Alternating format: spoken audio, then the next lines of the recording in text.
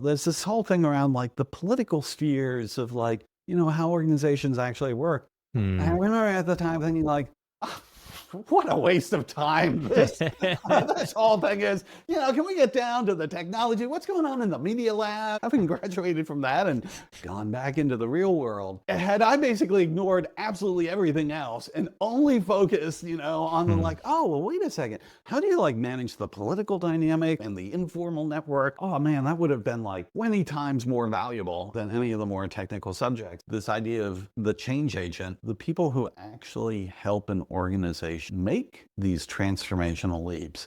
At the end of the day, without that, none of the rest of this stuff works. What's up, everyone? Today we have the honor of sitting down with the legendary Scott Brinker, a rare repeat guest, the Martech landscape creator, the author of Hacking Marketing, the godfather of Martech himself. The theme of this episode is essentially Scott's advice if he was to reset his career today. Where would he focus? Like how to make time for continual learning. Should you specialize or generalize? Should you lean more into tech skills or focus on change leadership skills? How to build a Martech messaging BS detector, and how MCP gives marketers a path out of integration hell.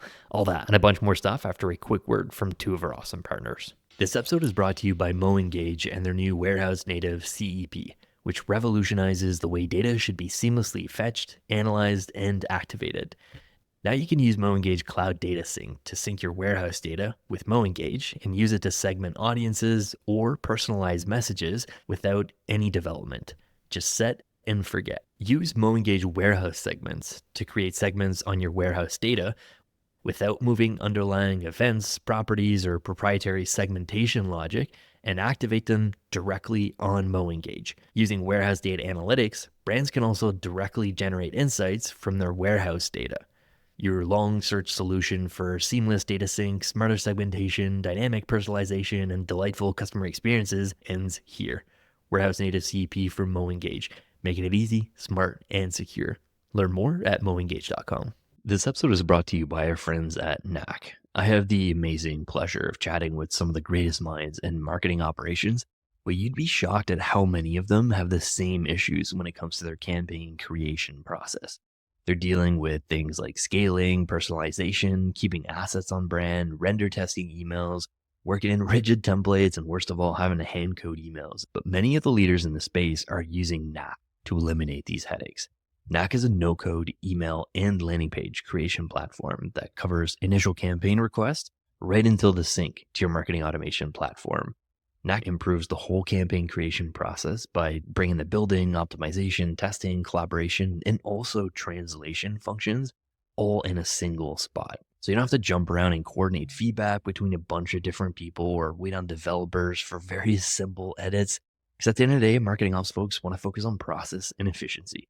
Marketers want to focus on creativity, and Knack makes sure you get both and then some. Check them out at knack.com. That's KNAK, and tell them we sent you. Scott, thank you so much for your time today. It's such an honor to have you on a second time. Yeah, wow, being a repeat guest. I'm actually glad to know that with all this AI that I'm now using, that I still qualify as a human of Martech. So thanks for having me. Yeah. I had a bunch of different ideas for like Scott's coming back on the show. What can we talk about? And something I started doing recently is just chat with a lot of listeners who follow the show on LinkedIn. So I'll reach out to connect and I'll just be like, hey, thanks for following the podcast. What keeps you up at night? And resoundingly, one of the common themes is this whole idea of things are changing so fast. I have no idea what I should be investing my time in.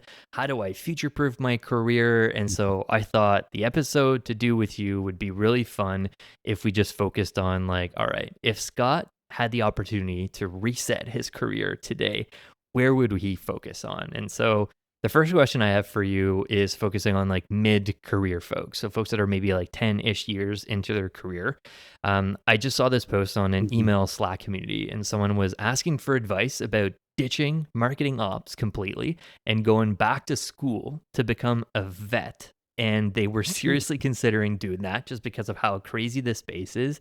What advice do you have for someone that's like 10-ish years into their career who might feel the need to like reset their trajectory now today? Just curious your thoughts there.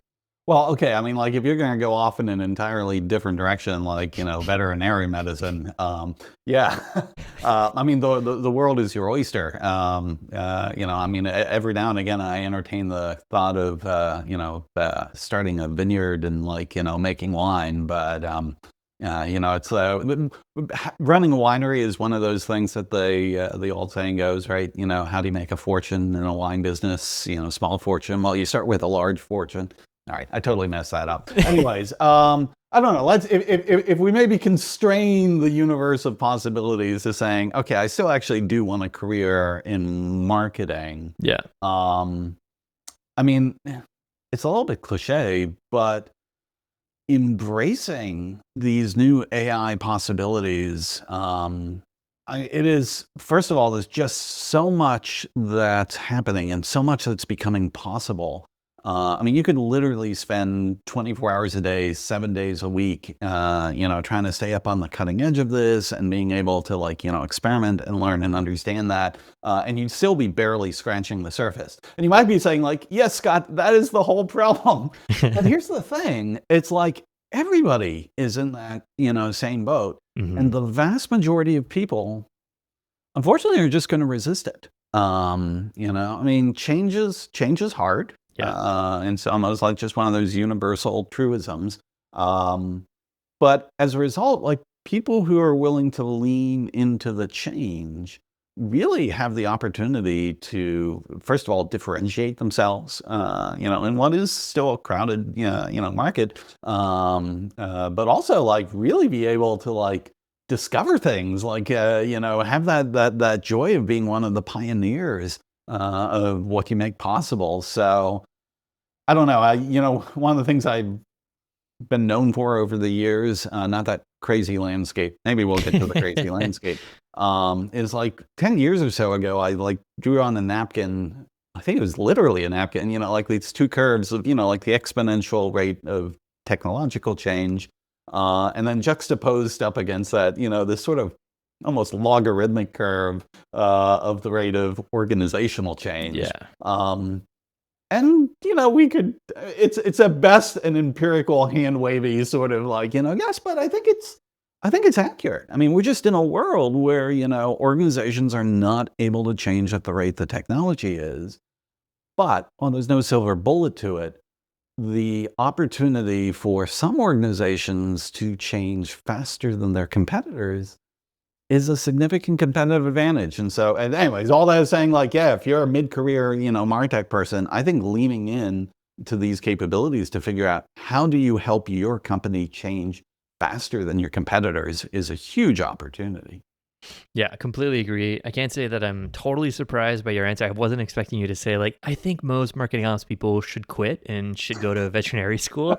But it's crazy. Like that was an actual person asking that question who is in a very technical field in like email development. And I was like, man, like people must be thinking about this because like there is, like you said, a lot of resistance to it. There's a lot of fear. Like you read one article and it's like, AI isn't replacing anyone. They're just like giving people superhuman powers. And then there's another article that's just like, in 3 years, most people will not have a job anymore unless they're blue collar and they're like using their hands for work. And it's like, who is going to be right? We don't really know yet, but there's like that fear element to it that I'm sure some people are just like, well, people are always going to have pets. Like you're always going to need a vet. Are you always going to need someone to code emails? Like, I don't know. Like those thoughts are legit, but maybe vet is like a bit too far I displaced don't know. for I a new mean, career. what immediately comes to my mind is like, okay, well, marketing operations, it's been a lot of plumbing. So you're like, oh, well, wait a second. What about actual plumbing? Like people are still going to need help with that. And certainly I can imagine a number of people in marketing ops can feel like, I've had to deal with a fair amount of, backed up crap, so like, all right, never mind. That's silly. Carry on. I saw your comment on LinkedIn earlier. You were joking about like going to Home Depot and like it doesn't matter how many tools you have in your cart, like your skills at like blue collar at home, your handyman work like aren't up to par. And I totally agree. Like even though I'm very adept with tools online, when it comes to at home and actually using physical tools, like my wife's actually more handy than me. I'm shamefully admitting. Yeah. In my case, actually, it happens that my terribleness at home improvement is perfectly inversely correlated with my father-in-law, who is absolutely amazing in all of this, and always comes over, is able to fix all the things that basically I've been unable to like do anything about for like years, and then actually also very patiently explains to me, how it all Oh, happened. I'm nice. like, yeah, no, no, I hear you, but this is being wasted on me. But please allow me to explain what's happening in marketing technology to you. And, but, It feels oh, like a well. fair trade to me. What if I asked you the same question, but we like scroll back the time a little bit more? Like, do you have a different take on if we go earlier in your career? So imagine Scott Brinker is 22 and the year is 2026, and you're armed with a lot of the knowledge you have today, but you're starting from scratch in today's Martech landscape.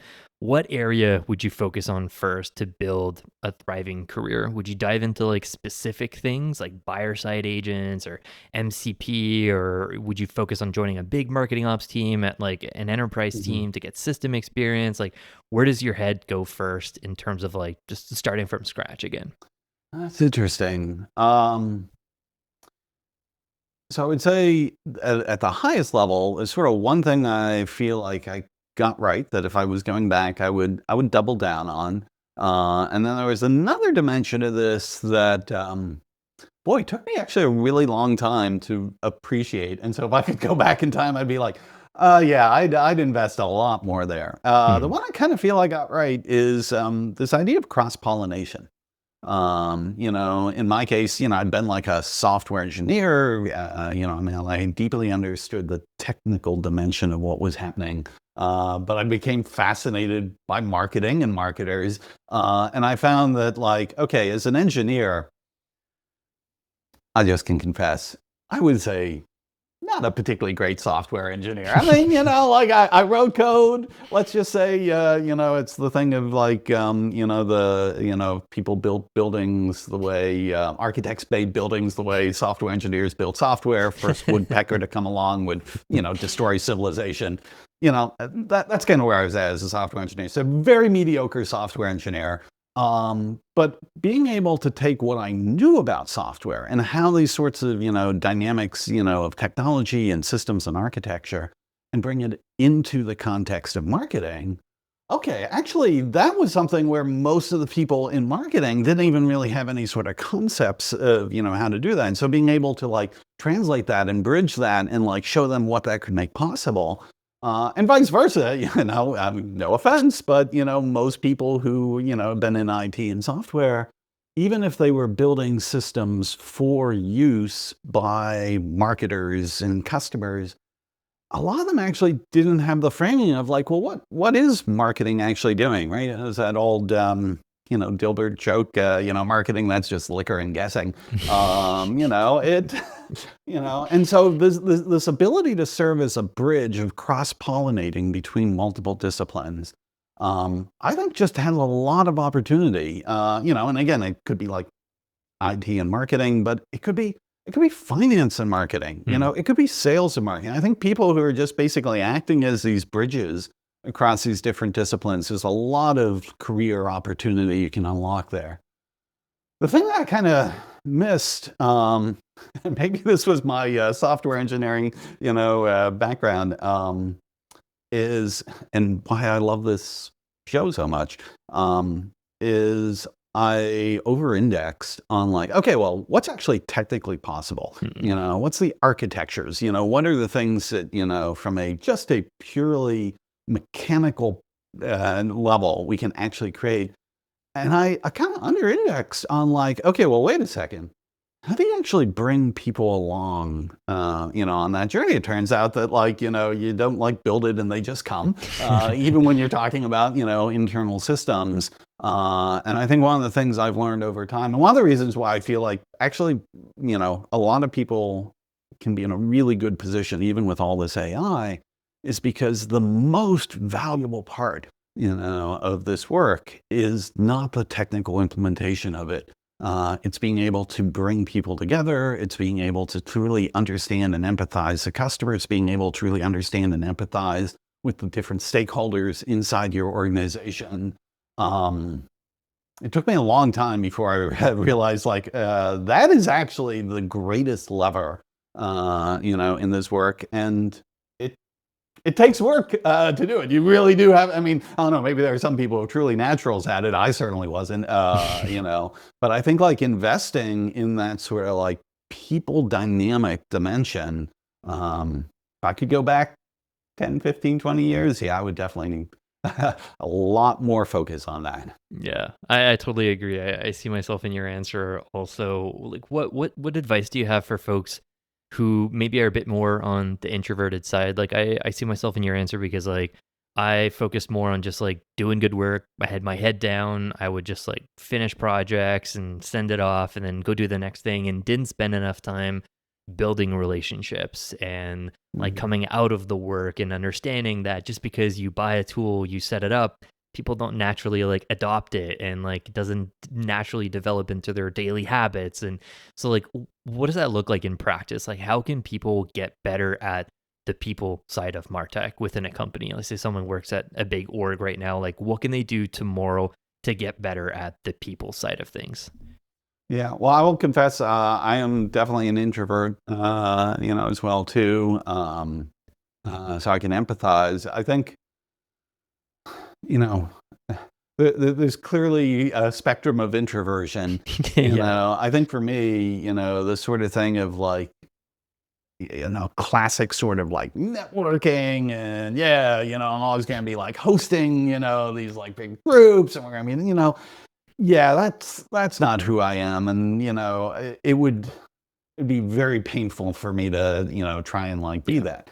But for me to be able to say like, okay, well, actually, here is a person that I'd like to get to know a bit better. And I'd like to just understand like, what are the challenges they having, and I'll buy them a beer. And, at least for me as an introvert, those kinds of interactions, I don't find as draining. I mean, Mm. with a limit after Right. after we've had a couple beers, I'm like, thank you, this was great, learned a lot, have a nice night. But like I find that sort of, one-to-one engagement actually isn't as draining from an introversion perspective, and in many ways is a much better driver of, first of all, just the true insights of like, Mm. okay, most people actually, when they're in these larger groups and these sort of settings, are tend to be guarded. They're performing, as much as they're actually, sharing what they genuinely are wrestling Mm. with. But you get into this sort of like, one-on-one engagement, and you know, people are willing to open up about, yeah, what they're curious about, what they're afraid of. And so I think that can just be an incredible learning. And then to the degree that you listen and you understand, hey, great thing about an introvert, you should be able to embrace the active listening thing, listen and understand, and be able to both also like help inform, then like, oh, okay, here's what I might be able to do that could help with that, and then be able to genuinely help this person. Mm. That's the sort of thing that builds great relationships. And so I don't know. Uh, one way or another, it's very hard to lean into the people side Yeah. without actually engaging with people somewhere in the process.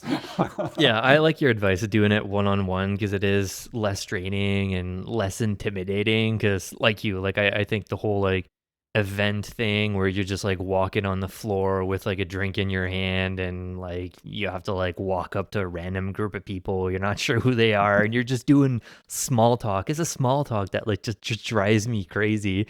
And this idea of like having a podcast and like interviewing people for an hour about a specific topic, and we get to like go back and forth ahead of time on what the topics are going to be, like to me it's just way more valuable. And if I had an hour long conversation with a stranger at a trade booth like about small talk and just like the rainy weather or whatever, like it's just a whole the completely different experience. So I like your advice. I worked at a startup where we had this like Slack app, I think it was called Donut, but basically every 2 weeks or something like that, you could opt in for it, and it would just like match you with another coworker from the company, and it would just like find an open time in your calendar, and you'd have a one-on-one 30 minutes with this random person from another team in the company. And like I built so many allies and like new friendships and relationships by doing that. So that was cool. It, as an introvert, like you didn't have to go out and like ask people like, hey, like do you want to have a chat or like go for a beer? It's just kind of like done for you. We were a remote company, so it was like the reason behind it. But yeah, things like that are super helpful. Yeah. So HubSpot did that actually Oh yeah. too, and the same thing. Like, yeah, I made some allies, and like changed what we were thinking about from the platform perspective. That Mm. those connections, yeah, probably wouldn't have happened had it not been for that little bit of a random function there. So yeah, good stuff. One thing that I think you embody is this idea of like a lifelong learning as a core skill. You see it in your writing and a lot of your analysis. But this is also a theme that comes up a lot with MarTech professionals nowadays. It's just like how quickly we have to learn and adapt to all the craziness in our industry. You've actually noted that with AI technology, we're improving at this exponential rate. We just talked about it, but like humans and bigger enterprises especially are way slower to adopt. Like that curve is a lot slower. It creates this like interesting tension for folks. You personally, I know you've kind of reinvented yourself multiple times throughout your career. You started off as an entrepreneur before you were an engineer. Then you went to the blogger analyst route. Then you worked at HubSpot as a platform ecosystem leader. Now you're back on the analyst route. Like, what advice would you give to marketers about this idea of continual learning and reinvention? Just curious your thoughts there. Yeah, I mean, I just don't know that we have much of a choice in Yeah. this field. There probably are fields where there's, less. I don't know. For instance, like maybe if you want to become like a masseuse, maybe there's a certain stability, to that skill set and that dynamics. But yeah, marketing. I mean, the only, there's basically two fields to me that like are just crazy acceleration of new things you need to learn. One of them is marketing, because that environment keeps changing. The other one is actually technology and software development. Software developers, it's like, oh my goodness, sorry, I need to do this new language, this new tool, this new library. So wow. Marketing ops and Martech people who get to be at the intersection of those two things. If this idea of having to continually learn just is not appealing to you, then yeah, perhaps that veterinarian medicine, like start to consider some other options, because I don't think it's going to slow down. Yeah. I think the reinvention thing is a little bit different. Like, I don't know. I mean, I've had sort of like a weird and windy career that I could try and, look backwards and say, yes, here's the master plan of how all these things connected.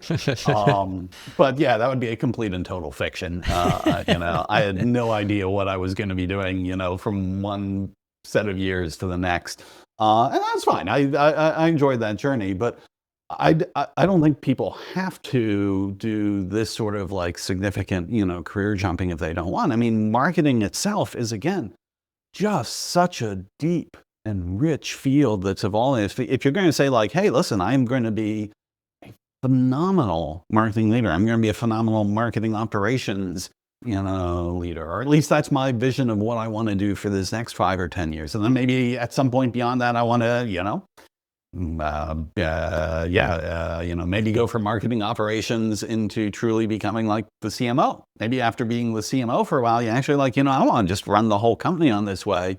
And it's funny, marketing is one of those fields that I suspect a lot of marketing ops people can appreciate this. The top jobs of CMOs generally didn't come from an operations background. That Yeah. wasn't what marketing was, primarily valuing for pretty much the history of the field up until relatively recently. And I'm seeing more and more like top marketers who actually, they have a serious background in operations, and technology. They have a wider view than just that, but that's sort of their foundation. And I've also, as not not unrelated to that is as you start to see these rise of more like operations centric and experienced CMOs also be in the position to be in the running for the top job of becoming the CEO of the company. Because, I mean, if you're able to sort of combine, that perfect synthesis of like, okay, I understand the customers, I understand the market, I understand like, the actual value of how we get this out to the world, but I also understand like the operational discipline of like how to actually make these trains run on time. I mean, Right. On one hand, this is what makes marketing so challenging is you really are being asked to have these like Herculean combination, of skills of all kinds. But those who can truly master at least a few of them and really understand collectively all of them, I mean, that's kind of a superstar type role. And so, don't reinvent, like lean in. What comes to mind if I was to ask you, like, if you started over today, like, what habits would you build to stay ahead? Like, this whole idea of staying on top of tools, like, whether it's maybe carving out daily time, like blocks of time in your calendar to play with new tools, or networking with innovators, or like taking courses, or maybe yourself, like reflecting and writing content. I know you do that a lot. Like, what are your thoughts there? Like, what are the daily habits that you recommend folks take to kind of embody this idea of like lifelong learning to stay on top of the crazy industry we're in?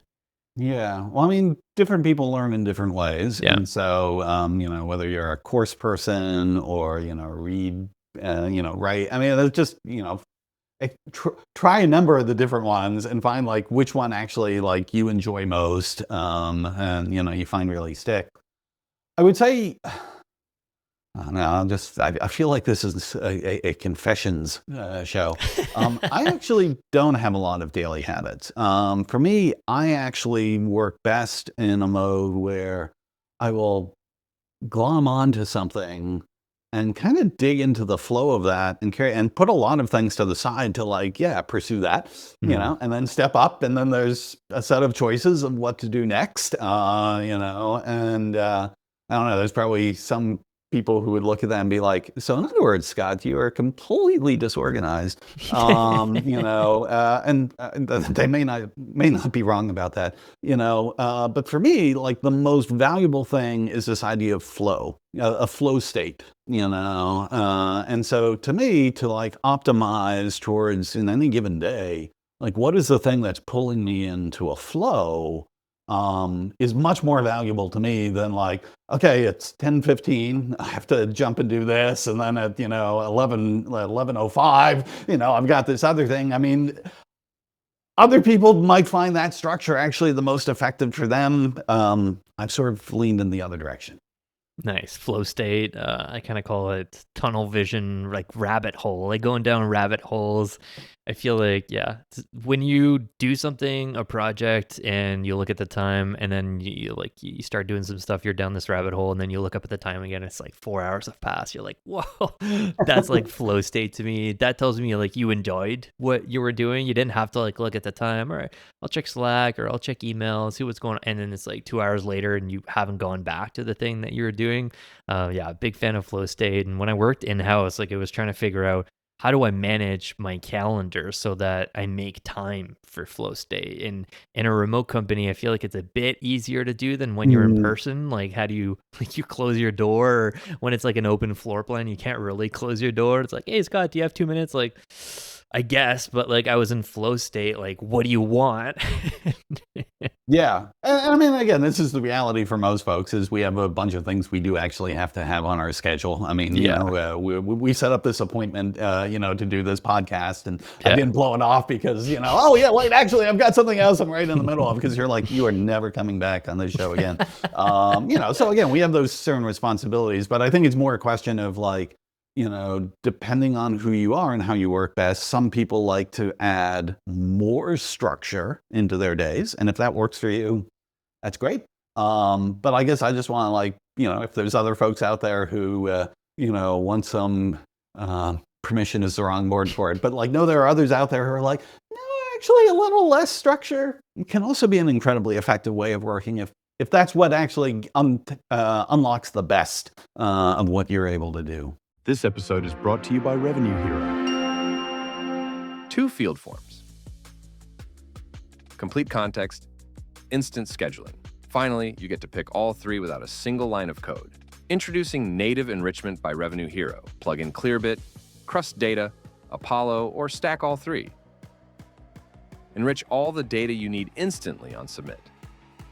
Stack your enrichment providers, waterfall your way to clarity. Determine qualification and meeting routing based on enriched information.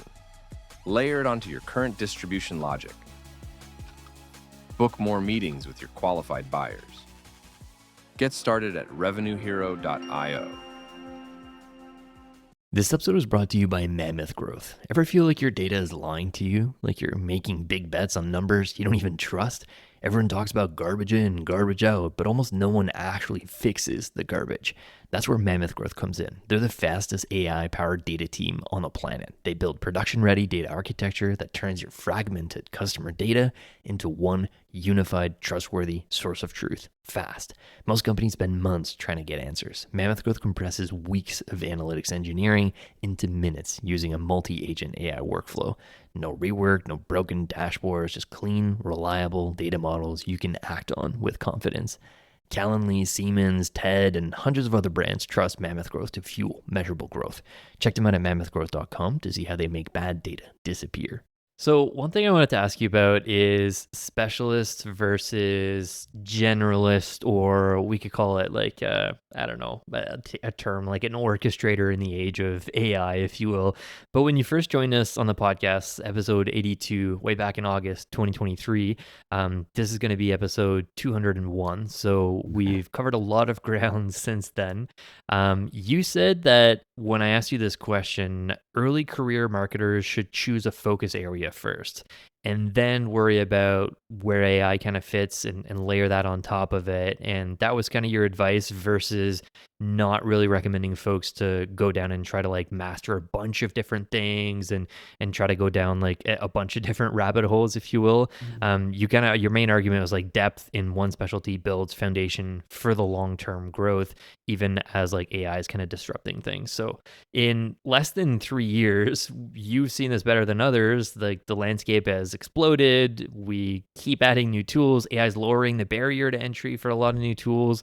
The reality of like the old specialist versus generalist debate is a bit more relevant than ever. So I'm curious to ask you the same question again, but like if you were resetting your career today, how would you balance specialization versus adaptability? Would you still double down on one thing like marketing ops or analytics or content marketing and build your kind of edge in one of those things? What are your thoughts there, Scott? Yeah. Well, there's a phrase that had been used for a number of years for this of like the T-shaped marketer of, like, okay, I've got, 1 or 2 things that I'm actually really deep in. But I also just recognize the fact nothing lives in a silo at this point. And the degree to which I at least have a broader understanding of many, many different things. And in particular, this even goes back to that, cross-pollination thing we were talking about earlier, this ability to then relate my expertise, across these more general, a broader set, of disciplines. I actually still think the deep expertise is incredibly valuable. And I mean, I'll drive this home with, I now spend an inordinate amount of time with ChatGPT and Claude and, all these sorts of things. And I very often am asking it in like, the super deep research, heavy thinking mode, asking questions of like, okay, well, how do you see like MCP being implemented here, in a Martech stack? And it'll come back with answers that are incredibly like strong sounding answers.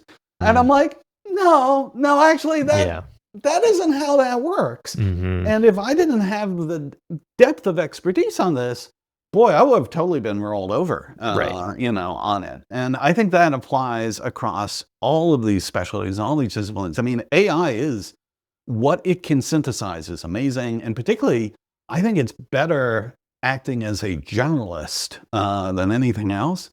I think having the strength of being a specialist to actually know what's real, what's not real, what's the things that's not being, covered by the way the AI is coming up Hmm. with a particular answer.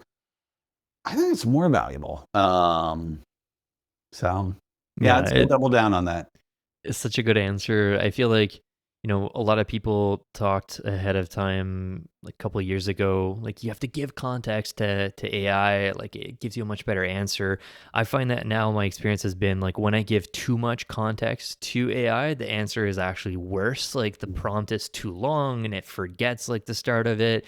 And like when you have that deep subject matter expert in the question that you're asking, you're able to spot that a lot more than, if you didn't have that context to give it in the first place. So I totally see that in a lot of my responses too. Like we summarize all the episodes in like a blog post version of this, and I do like a quick pass every time before I publish it. And I often spot this like what? No, Scott didn't say this at all. Like, how did you pick that up? What happened here? Give me a prompt to like fix this so it doesn't Yeah. happen again in the future. But I love your point about cross pollination there, Scott. I feel like it's a bit coming out as a bit of a theme in the episode here. One question I wanted to ask you about that, so like diving in a bit more on cross pollination, like one question I had is like becoming data and AI fluent versus like focusing more on people and like the Mm. the marketing skills of things. And I feel like the cross pollination idea is a bit more on the people side of things, like the humans and like dealing with people inside of your company. But like obviously, mapping the Martech landscape for so many years, you've seen patterns and what skills are rising in importance. And you've actually noted that data engineering, prompt crafting, orchestrating across dozens of APIs is becoming more of a marketing skill set. And today, marketing is as much about data pipelines and AI model insights and connecting tools together. So, my question to you is like, if you were mid career again today, how much would you lean into the technical skills in that like T shape? Should marketers learn things like SQL, Python, prompt engineering, or do you kind of like see this more as like you need to also balance that cross pollination, like the creative marketer? What would you focus on in the next couple 5 years, whatever? I mean, again, this is one of these things where it's like, okay, well, what would I focus on? Yeah, I would lean more into the technical side because, yeah, for all these grand dreams of what is possible, turns out there's still actually a lot of work to actually make Hmm. that come together and, build these things. But that's what I would think of as my strength that I would bring to a marketing team is like, oh, I can help you with, making sure that the technology we're putting in place, to execute all this stuff that's solid, I mean, the data, we all have come to the realization that, yeah, AI is largely a commodity. It is the data that we work with, that turns it into something truly differentiated. But the truth is, I mean, there are just so many things that are facets of what makes marketing successful. And, the creative side of it. I actually am in the camp who believes that, this next wave with AI is not going to be the death of creativity. I think it's going to be a golden age of creativity because there's going to be so many of these creative people who have had all sorts of wild ideas in their head, but they had no prayer of actually being able to execute just because of, technical, barriers to it. And as AI, drops those barriers, I think people are going to let their imagination run wild. I have a lot of respect, for those different skill sets. I have a lot of respect for, like there's another dimension of this, around the financial modeling, of these things as, just marketing becomes more and more tied to the way in which the business is actually, generating revenue through all these things. Like the relationship between marketing and finance, is such a crucial one, and so having someone on the team who's like, doesn't consider that a chore, that actually like loves that, and loves understanding that modeling, and like pairs perfectly, with their counterpart in the CFO's office. That's a brilliant thing. I mean, so to me, like a marketing org that consists of multiple people who have that sort of T-shaped approach, but each one of their, long stands of the T, is different.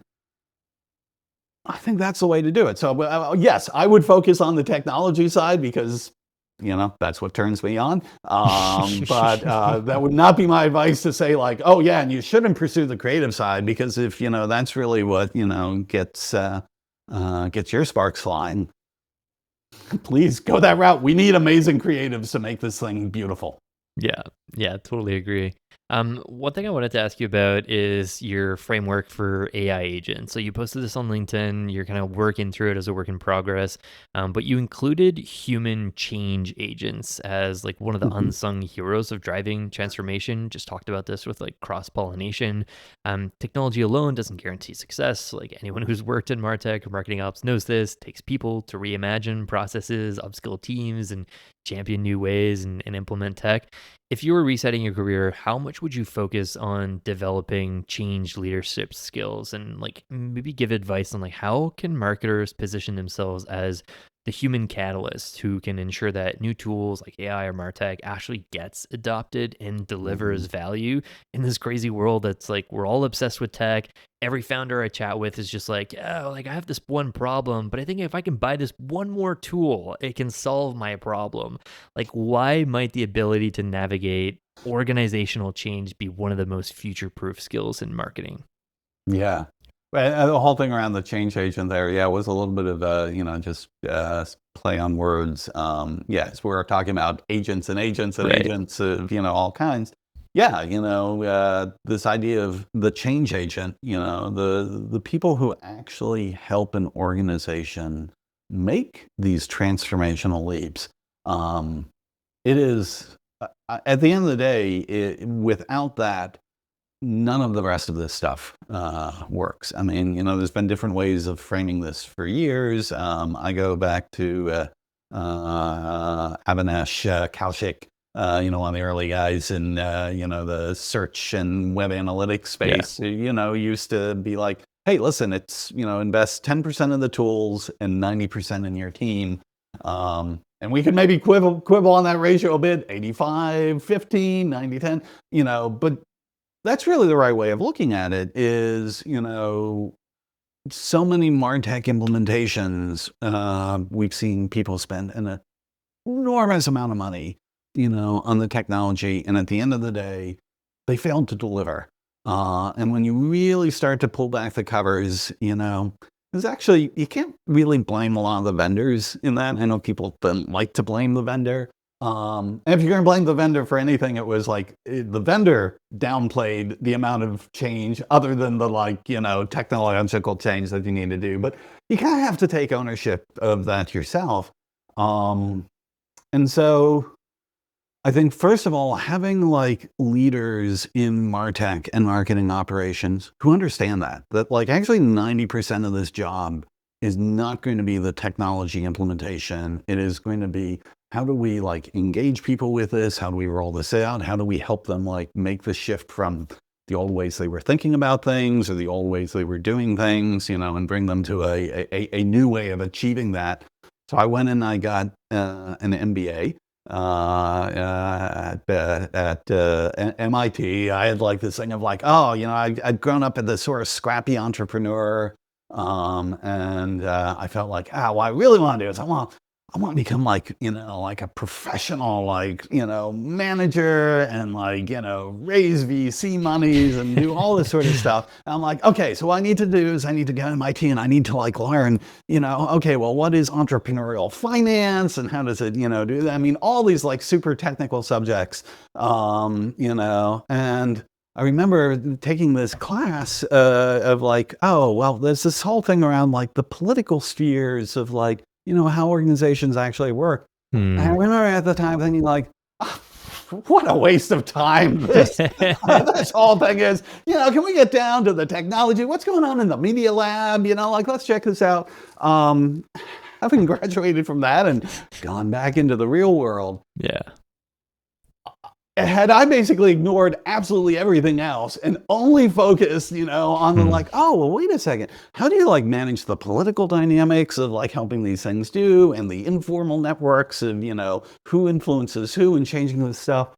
Oh man, that would have been 20 times more valuable, than any of the more technical subjects. And I guess I simply say that as to become good at that sort of like change management and helping organizations navigate, you really do have to, you have to study it. You have to practice it. You have to like lean into it.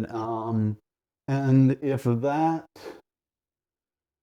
fills you with some sort of dread, like you're like, oh, that's not what I want to do. Well, that's okay.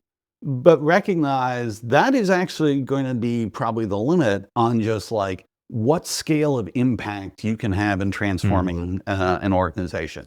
You certainly contribute to it, like, all right, well, we'll get the technical operations done, we'll do that. But there better be someone else who's then actually driving the organizational transformation. If you want to be that leader, boy, you're going to have to invest time, energy, practice. It's a big deal. Yeah, so true. Love the shout out for Vinesh Kaushik there. I'm still a subscriber to Occam's Razor.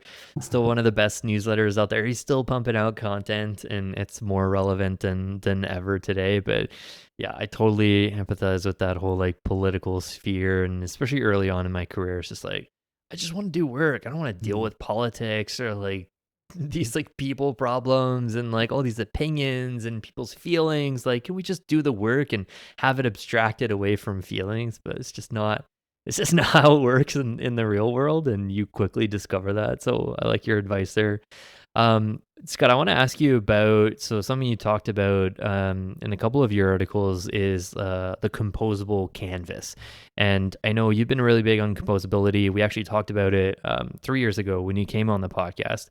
But this new thing that you're chatting about is like you've noted the old divide between software as a service is kind of collapsing. Like what a lot of VCs shunned before is now kind of a differentiation through hybrid models, like forward deployed engineers, and even if you have like a service arm, it's okay.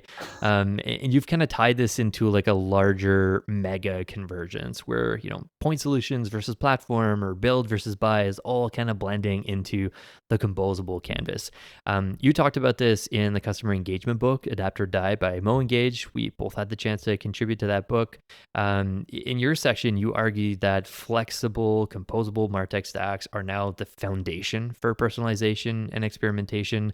Unpack that for us, for folks really curious to hear your thoughts there. Yeah.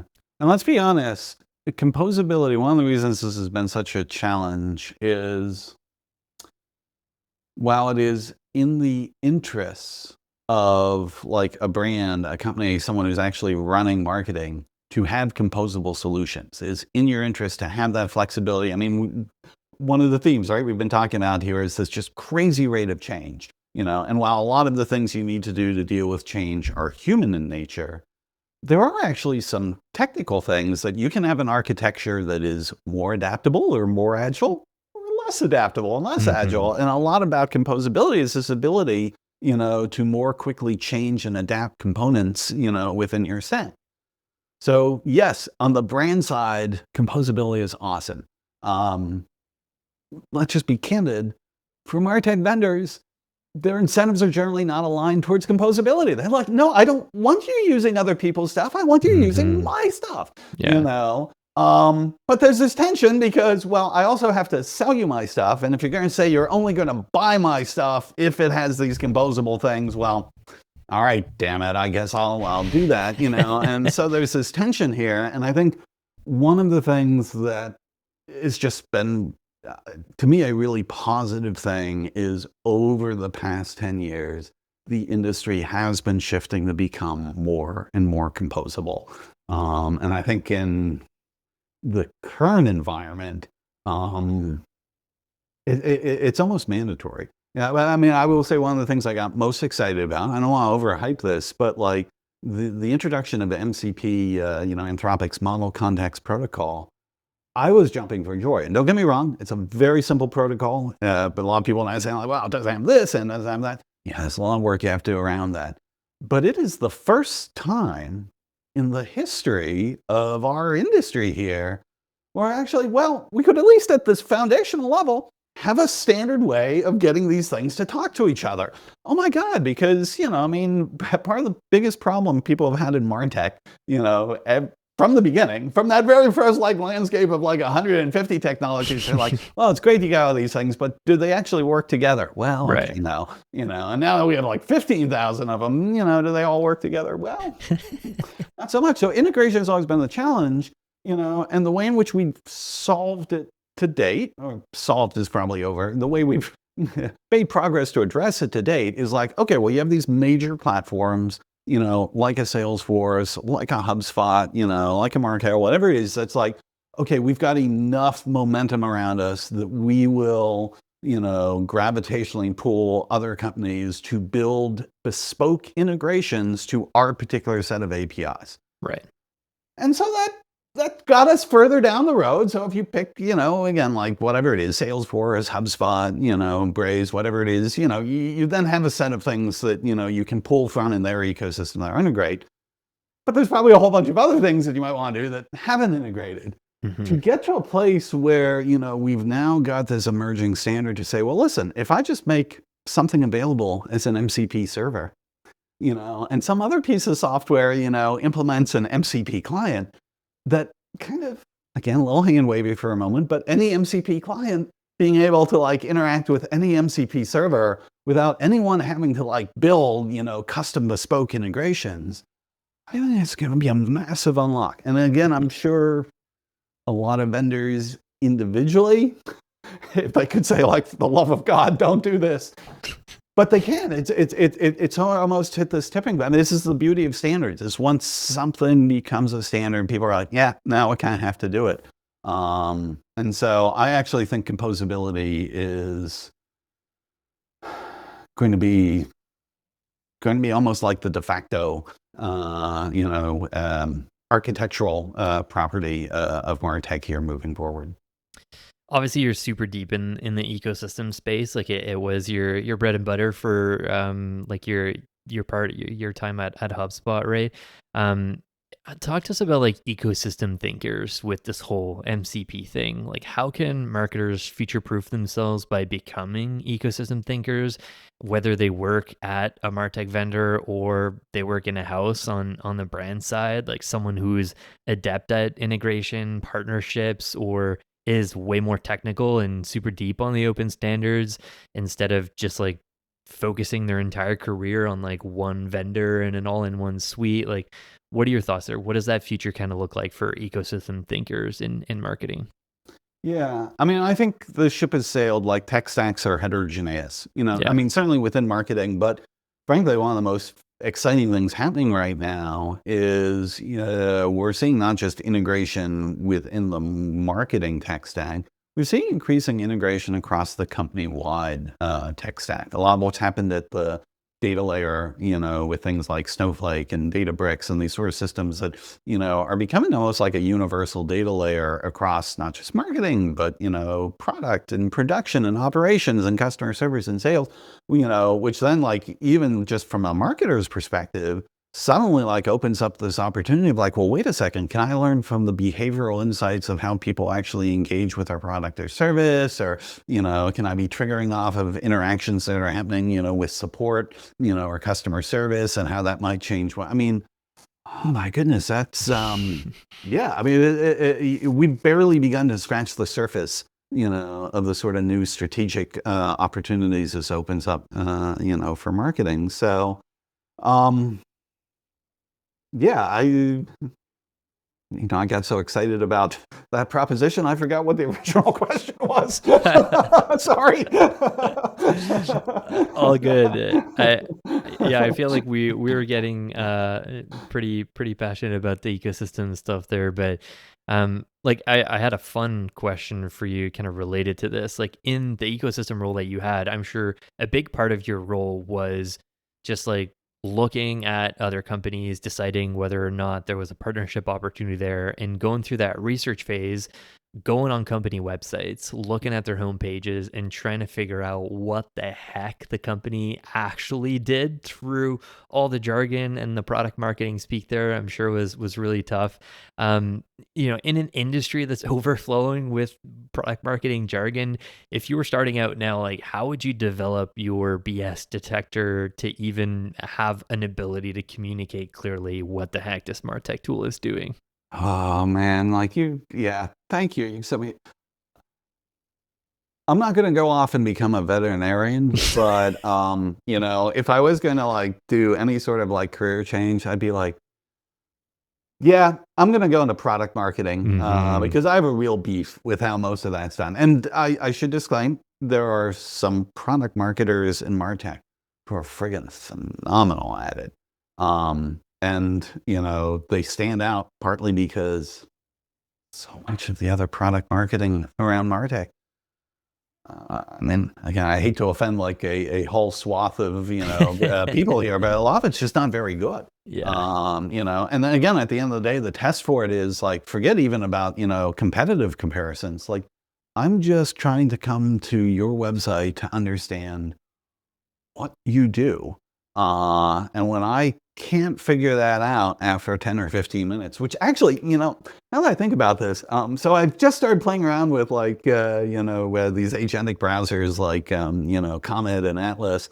And I've been having some fun of going to Hmm. the pricing pages of, MarTech companies What does this and like, company actually do? they have their prices. And I'm like, okay, can you tell me what the real prices here are going to be? And that's that. Yeah. Anyone in like product marketing is like, wait a second, what? You're not allowed to do that. You can no. I'm actually curious to like, yeah, go to some of these sites and be like, okay, Atlas, I don't understand what they're saying here. Can you tell me what this company actually does?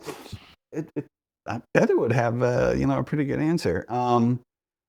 The flip side of this is, I mean, it's hard, right? It's a noisy space. There's a lot of things about what these MarTech solutions are that do come down to some commodified mechanics, and so trying to really crystallize what are the differentiations of your company. And some of them might be technical, functional, some of them might be economic, some of them might actually be, quite frankly, cultural. I think culture plays a much bigger role in the fit between a particular company and the vendors it works with than we like typically give credit to. And I Hmm. think some really smart, product marketers recognize that culture is actually one of the feature dimensions, that they can sell on and they can differentiate from their alternatives. Um, so I think it's a very hard job, but it is one of those things that, boy, if you can be good at that, like you can stand out. It is a competitive advantage to be great at product marketing in this environment. Yeah, it's such a tough job. I had a short stint when I was at WordPress.com on wearing a product marketing hat, and what I discovered in like growth marketing roles is like anyone in the company can be a growth marketer. Everyone has campaign ideas. Like everyone thinks marketing is so easy, but when it comes to writing copy for the homepage, everyone has even more opinions about it. Like the CEO gets a chance to say like what is going to be on that homepage, and the finance person, the person who is in the ICP who also sits in that company and that department, like they have a big role to play. And it's just like a word salad, and the product marketer has to try to make sense. And it gets even more complicated when it's not a startup that has a single product with one or two features. And it's like this suite of like seven different things. Like, what is our H1 going to be if we have seven different products that serve seven? So I empathize with those folks, but I agree with you. It's so frustrating sometimes, especially when we're doing research for stuff on the podcast. Like, what the heck does this AI powered tool that supercharges my growth actually freaking mean? Scott, this has been Yes. such a fun conversation. I really appreciate your time. I got one last question for you. So we're switching up a little bit this year. We've been asking the same question for the last 5 years. So this is the first time we're asking this question. It's very similar, but as folks know, you're a former big tech VP, you're an author, public speaker, world renowned industry expert. You're also an editor at Chief Martech, startup advisor, and you're a father and a dad joke enthusiast. You got a lot going on in your life. One question we are going to ask everyone on the show this year is how do you decide what deserves your energy at any given moment? And what's your personal system for staying aligned with what actually makes you happy? Wow, that's a deep question. While you think, I'll preview what you said 3 years ago when I Whoa. asked you this question. So you said, when we talked about this, you said your life might seem kind of one-dimensional from the outside because you work and Martech and your passion is also Martech, and those things kind of converge. You said something hilarious. Like, I still remember this. You were like, after a long day of working in marketing technology, I get home, I sit on my couch and I unwind by reading about marketing technology. You're I'm like, that's such a not for nerd. everyone, but that's for me, and that's what makes me happy. So does your answer change a little bit? Like, what are your thoughts there?